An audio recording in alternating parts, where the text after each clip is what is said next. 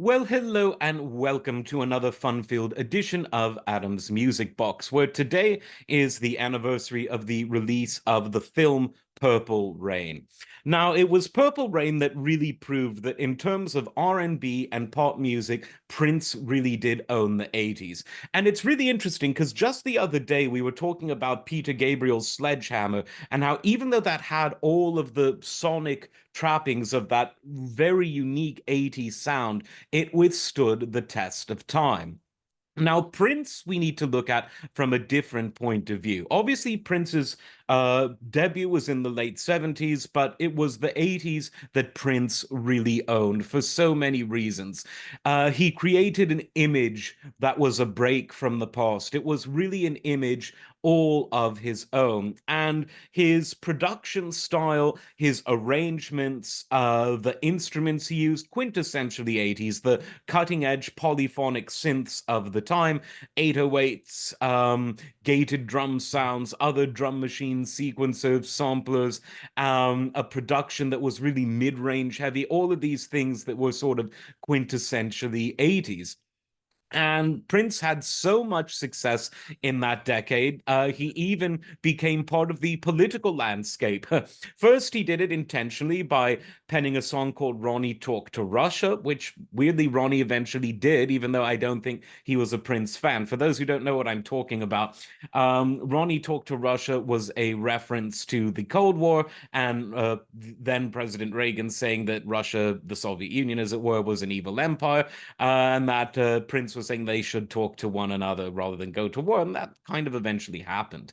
But there were other instances where he was thrust front and center into the political limelight because on Purple Rain, a song called Darling Nikki was frequently used by Tipper Gore and other women, other wives of politicians who wanted to censor rock and pop music.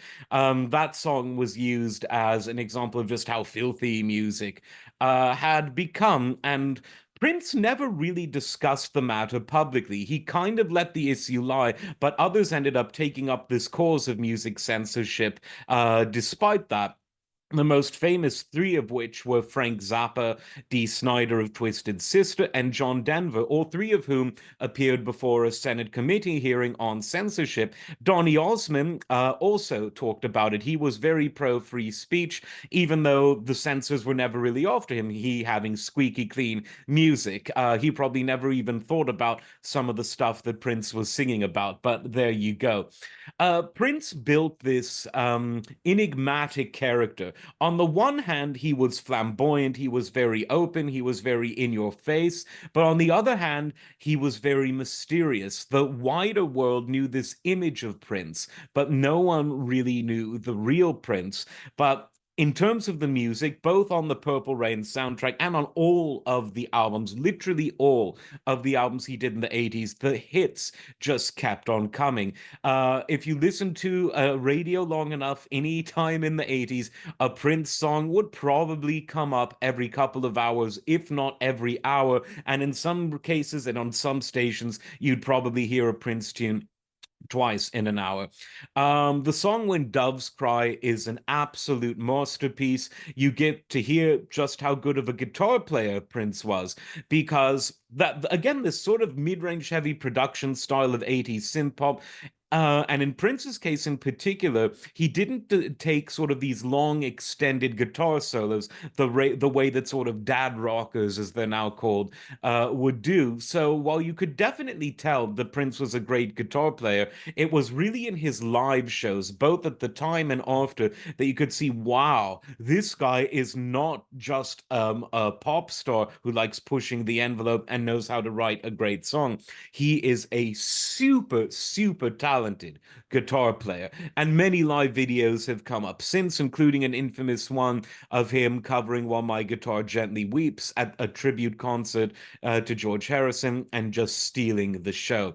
But when Doves Cry, I think the guitar on that is really emblematic of Prince, and of course, he's playing it on his own material. In many ways, Prince was so associated with that one decade of glory that in the 90s and into the 2000s, while he could always sell out shows, and while his albums always sold respectably and better, it was this era, this 80s era, that he came to define. It was an era when the sort of conscious rock and folk music of the late 60s and early 70s was a thing of the past. Disco proved to be shorter lived than most people thought, but that spirit of let's party, let's do certain substances, which I don't know if YouTube will allow me to mention because maybe we did have more free speech in the 80s after all.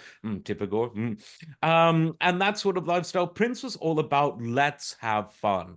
And by the 80s, I think people were so tired of the inflation of the 70s and early 80s. They had just gotten over the Vietnam hangover. They wanted some fun. And Prince provided that arguably better and more originally than anyone else. And of course, with an iconic image and an iconic film to go along with it, which means that Prince will live on in history as one of the great musicians, writers, guitarists, and image makers of all time. So happy birthday, Purple Rain. Put the record on. You already know all the songs. I'm sure you'll love it. Today's as good a day as any. Like, subscribe. We will see you next time. Take care.